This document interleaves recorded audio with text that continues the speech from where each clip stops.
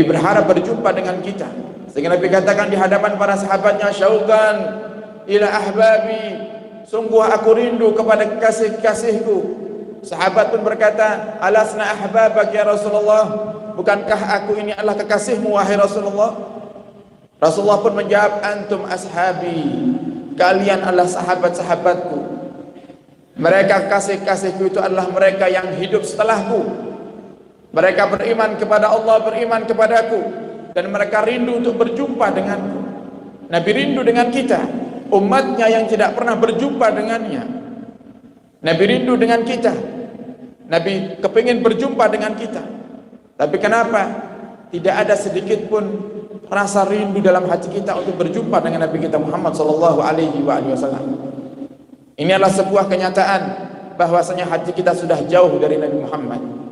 Hati kita sudah jauh daripada jalur dan jalan yang diajarkan Nabi kita Muhammad sallallahu alaihi wasallam. Kita punya Nabi, Bapak Ibu, luar biasa baiknya kepada kita. Di setiap malam Nabi kita Muhammad mendoakan kita. Pernah suatu hari Nabi kita Muhammad di tengah-tengah daripada ibadahnya di tengah malam, Nabi mengangkat tangannya seraya berkata, Allahumma ghfir li Aisyah ma qaddamat wa ma akharat, ma a'lanat wa ma asarrat. Ya Allah, ampunilah dosa istriku Aisyah, dosa yang dulu, dosa yang sekarang ya Allah, dosa yang dia lakukan sembunyi-sembunyi dan dosa yang dia lakukan terang-terangan ya Allah. Kemudian Nabi kita Muhammad menoleh kepada Sayyidah Aisyah radhiyallahu taala anha, dan Nabi mendapati Sayyidah Aisyah di saat itu tersenyum, dan Nabi katakan kepada Aisyah, asarurti ya Aisyah, apakah engkau senang wahai Aisyah dengan doaku? Sayyidah Aisyah pun menjawab, bagaimana tidak ya Rasulullah, doa seorang Nabi kekasih Allah pasti akan diterima oleh Allah Subhanahu wa taala, pasti akan dikabulkan oleh Allah Subhanahu wa taala. Bagaimana aku tidak senang dengan doamu, semua dosaku akan Allah ampuni. Kemudian Nabi kita Muhammad mengatakan kepada Sayyidah Aisyah, dan ketahuilah wahai Aisyah, doa inilah yang setiap malam aku panjatkan kepada Allah untuk umatku yang tercinta. Setiap malam Nabi Muhammad mengatakan, Allahumma ufir li ummati, ya Allah, ampunilah umatku, ma qaddamat, dosa yang dulu dan dosa yang sekarang, dosa yang mereka lakukan terang-terangan dan dosa yang mereka lakukan diam-diam ya Allah. Hingga detik ini doa ini tetap Allah berikan kepada kita. Yang dimaksud umat Nabi Muhammad tidak hanya para sahabat. Inilah keberuntungan kita umat Nabi Muhammad, yang hingga detik ini walaupun kita tidak pernah berjumpa dengan Nabi, tidak pernah melihat Nabi, Allah masih tetap memberikan kepada kita titel yang begitu luar biasa, yaitu umatnya Nabi Muhammad. Maka doa Nabi ini pun juga hingga detik ini kita dapatkan daripada Allah Subhanahu wa taala. Nabi doakan kita yang tiap hari kita bermaksiat kepada Allah. Mungkin ketika di majlis seperti ini kita bertobat, nanti maksiat lagi, tobat lagi, maksiat lagi. Di antara yang menyebabkan dosa-dosa kita diampuni oleh Allah, salah satunya adalah doa daripada Nabi kita Muhammad sallallahu alaihi wasallam. Maka sungguh sangat aneh Bapak Ibu jika kita tidak bisa mencintai Nabi kita Muhammad. Ini menunjukkan bagaimana kerasnya hati kita, yang ketika kita sudah diberikan kemuliaan yang begitu besar oleh Allah sebab Nabi Muhammad, tapi tidak ada balas budi daripada diri kita terhadap Nabi kita Muhammad sallallahu alaihi wasallam.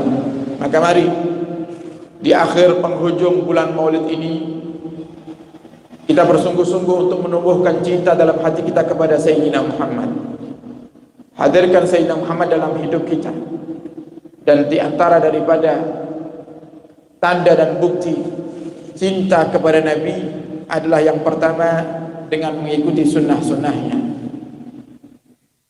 mengikuti daripada apa yang diajarkan oleh Nabi kita Muhammad sallallahu alaihi wasallam. Kemudian yang kedua, memperbanyak bersalawat kepada Nabi. Dan kita menghimbau kepada semuanya para jamaah, mari kita gemakan salawat di tempat tinggal kita, di kampung kita, tidak hanya di bulan Maulid saja. Ayo kita perbanyak majelis-majelis Maulid, majelis-majelis salawat, yang dengan kita duduk di majelis Maulid dan majelis salawat, disitulah Allah akan berikan semua solusi daripada semua masalah-masalah kehidupan kita.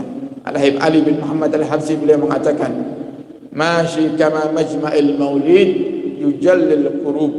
Tidak ada majelis yang seperti majelis maulid, yang siapa yang punya masalah datang ke majelis maulid, Allah akan berikan solusi kepada mereka. Dawakat taubatak, di majelis maulid itulah tempat yang paling tepat untuk engkau bertobat kepada Allah Subhanahu wa taala. Idza batatub, jika kalian memang ingin bertobat kepadanya. Majelis maulid majelis yang luar biasa. Karena daripada kebiasaan kita di Indonesia, majelis maulid tidak hanya kita bersolawat, tapi kita juga diajak untuk belajar bersama. Kita diajak untuk mengaji, sehingga majelis maulid bisa dikatakan majelis yang paling sempurna, karena semuanya di situ adalah kemuliaan yang dibaca, kemudian ilmu yang diajarkan bisa bermanfaat untuk kehidupan kita baik di dunia ataupun di akhirat. Semoga Allah mudahkan kita semuanya untuk bisa mencintai Nabi kita Muhammad SAW, dan semoga kita sadar daripada kemuliaan dan kecintaan Nabi kepada kita semuanya, sehingga mau untuk selalu mengingat dan mencoba untuk menggali tentang sejarah hidup Nabi kita Muhammad, agar cinta dalam hati ini terus akan tumbuh dengan suburnya. Nabi kita Muhammad, Bapak Ibu, di antara salah satu buktinya kalau Nabi itu cinta kepada kita, di saat malaikat Israel datang untuk mencabut nyawa Nabi kita Muhammad mengatakan, ya Israel, ya Israel, aduh, wahai Israel, aduh, sakit sekali sakaratul maut ini, wahai Israel. Dan malaikat Israel pun mengatakan kepada Muhammad, ya Muhammad, Allah Subhanahu wa taala telah meringankan sakaratul mautmu 1000 kali lipat, wahai Muhammad. Kemudian Nabi Muhammad bertanya kepada malaikat Israel, artinya apakah umatku akan merasakan yang lebih sakit daripada ini, wahai Israel? Iya, wahai Muhammad, umatmu akan merasakan yang lebih sakit daripada ini 1000 kali lipat, wahai Muhammad. Kemudian Nabi kita Muhammad mengangkat tangannya, minta kepada Allah. Ada dua riwayat terkait apa yang diminta kepada Muhammad setelah Nabi merasakan daripada sakitnya sakaratul maut. Ini Nabi, manusia yang paling dicintai oleh Allah, masih merasakan sakitnya sakaratul maut. Lantas siapa kita? Bagaimana kita di saat nanti kematian datang menjemput kita? Pasti rasanya akan sangat-sangat sakit sekali. Akan tapi indahnya cinta Nabi kita Muhammad kepada kita. Nabi Muhammad minta, dalam sebuah riwayat dikatakan, ya Allah, jadikan separuh rasa sakit sakaratul maut umatku, ya Allah, aku tanggung di hari ini. Dalam riwayat lain lebih hebat lagi Nabi Muhammad SAW berdoa kepada Allah, ya Allah, jadikan semua rasa sakit sakaratul maut umatku aku tanggung di hari ini, ya Rabb. Sehingga ada dua kemungkinan. Jika memang Allah kabulkan permintaan Nabi kita Muhammad ini, kemudian di saat nanti kita mati, artinya sebagian daripada rasa sakit sakaratul maut kita itu sudah ditanggung oleh Nabi kita Muhammad sallallahu alaihi wasallam. Kemudian Nabi katakan, ummati, ummati, ummati. Yang Nabi ingat bukan istrinya, yang Nabi ingat bukan anak-anaknya, yang Nabi ingat bukan cucu-cucunya, tapi yang Nabi ingat adalah umatnya. Maka sangat menyedihkan sekali Bapak Ibu, jika kita tidak ada rasa cinta sedikit pun kepada Nabi kita Muhammad sallallahu alaihi wasallam. Maka mari kita buktikan cinta kita kepada Muhammad. Semoga setelah pulang dari majelis ini, Allah berikan dalam hati kita kecintaan kepada baginda Nabi besar Muhammad sallallahu alaihi wasallam. Amin ya rabbal alamin.